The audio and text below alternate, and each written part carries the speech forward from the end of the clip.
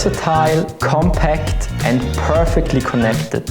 These are three main attributes of our newest mini PC, the PrimeMini Connect. From the outside, it looks like a classic Prime computer mini PC. Nice design, robust, rugged, passively cooled. But the PrimeMini Connect is special. You don't see it from outside. But it is our first mini PC that comes with an AMD CPU inside.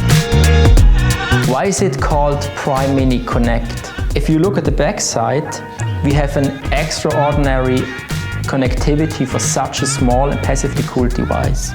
We have two full-size Ethernet ports. We have three full-size display connection ports with 2 times DisplayPort and 1 time full-size HDMI port.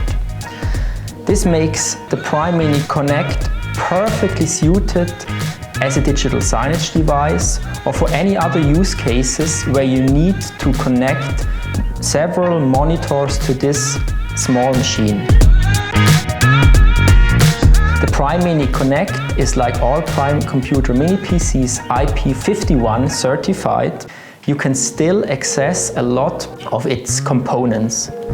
You just have to screw off the bottom plate here with these 4 screws and you have perfect access to RAM, SSD and Wi-Fi module.